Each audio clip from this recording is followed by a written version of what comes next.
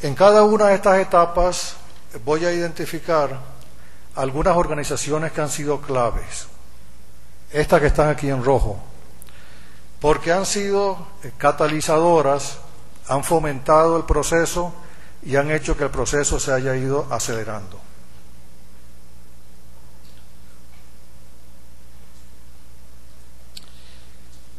Con relación al pasado, la experiencia de la radio educativa, en primer lugar, la educación a distancia, por razones obvias, ha estado muy unida al desarrollo de la tecnología. Nosotros no somos tecnología, pero evidentemente que también tenemos un proyecto educativo, pero la tecnología nos da posibilidades que existen o que no existen. Cuando comenzamos, hace muchos años, estas posibilidades eran muy limitadas. Hoy, las posibilidades, como se ha visto aquí, son bastante grandes.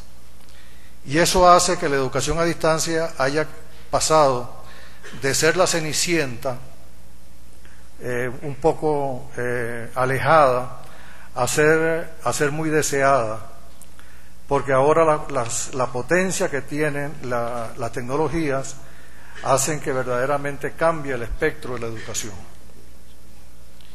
Las radios educativas fueron seguidas por los proyectos de la OEA sobre televisión educativa y tecnología educativa, y verdaderamente la educación a distancia comenzó en los años 70 bajo la influencia de la Open University británica, que fue la primera universidad a distancia propiamente dicha que se constituyó. Luego la UNED de España, la UNA venezolana, como planteaba el rector, la UNED de Costa Rica y la UTPL del Ecuador, que comenzaron más o menos al mismo tiempo. La UTPL dice que es la primera, pero depende de cómo se vean las cosas, porque la UTPL fue pionera en educación a distancia, pero siguió siendo una universidad presencial. En cambio, las otras dos, desde el principio, fueron creadas como universidades a distancia, exclusivamente a distancia. La UNAM mexicana continuó la misma tradición, la UNISUR de Colombia, algunas fueron más a distancia y otras fueron más presenciales, pero se empezó a crear todo un movimiento de educación a distancia en América Latina. En el año 70 y pico, 78, la OEA constituyó un proyecto internacional para unir a las dos universidades a distancia, exclusivamente a distancia, la UNA y la UNED. Y luego, más adelante, por una iniciativa de la Universidad Nacional Abierta, se consiguió que la 15ª Conferencia Mundial del Consejo Internacional de Educación a Distancia tuviese lugar en Caracas a finales del año 1990. A mí me tocó la tarea de ser el coordinador general de esa conferencia y estuve trabajando constantemente en ese proyecto durante 2 años. Y les digo que ese es el tipo de trabajo que uno hace una sola vez en la vida. Es bastante ingrato, pero yo no creo que sea ingrato, pero yo creo que le sacamos mucho provecho, pero es verdaderamente agotador. Y sin saberlo nosotros, en el año 90 había un proyecto en Canadá de la constitución de una red interamericana de educación a distancia que estaba siendo organizado por la UI, la Organización Universitaria Interamericana. Interesantemente que fuese la UI, una organización que estaba basada en Canadá, la que tomase la iniciativa de crear este consorcio.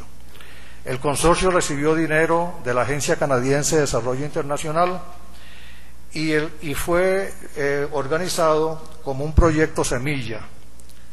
En otras palabras, la idea era de que el proyecto iba a durar solamente el tiempo necesario para que el consorcio se pudiese mantener en sus propios pies. y eso tomó aproximadamente 3 años. El consorcio creció, se hizo un estudio de factibilidad que nos tomó un año, el año 91, y al final de los 3 años la UIT tenía que tomar la decisión de absorber el consorcio, CREAT, o dejarlo ir. Y la decisión fue la segunda. Y el consorcio se convirtió independiente y fue alojado en una universidad americana, la Penn State University, durante un periodo de 10 años, del año 93 hasta el año 2003. En el 2003 nos movimos a Florida, a otra universidad miembro del consorcio, y aquí rápidamente vean ustedes las cosas que hemos hecho, no me voy a detener en eso, conferencias, publicaciones, etcétera, etcétera, etcétera. Todavía yendo al final del pasado, en el año 2000, el Banco Interamericano de Desarrollo convocó a una reunión de consulta. En esa reunión de consulta asistimos un grupo más o menos importante de personas, como una docena. Estaba el rector de la UNED, el rector de la UNA, el rector de la UNAM, etcétera, etcétera.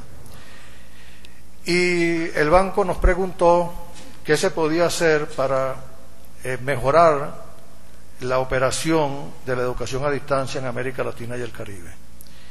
Y presentamos conjuntamente al banco una propuesta para comenzar haciendo estándares de calidad para la operación de esta modalidad.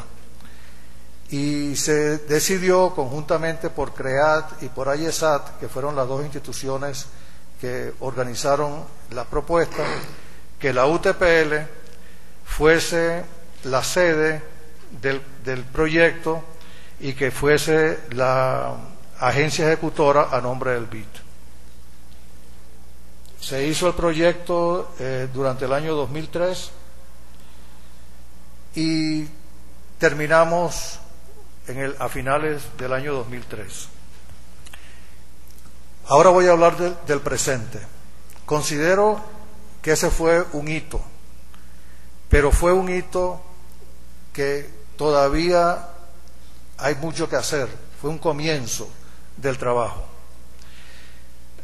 El presente lo voy a caracterizar de esta manera. El proyecto BID concluye y la UTPL se convierte en la primera organización propulsora de la continuación del proyecto con fondos propios de la UTPL. Un gran mérito de esta institución, por cuanto lo más común que pasa es que el proyecto se termina cuando se acaba la plata. Y adiós proyecto. Lo que nos queda, algunas publicaciones y el recuerdo.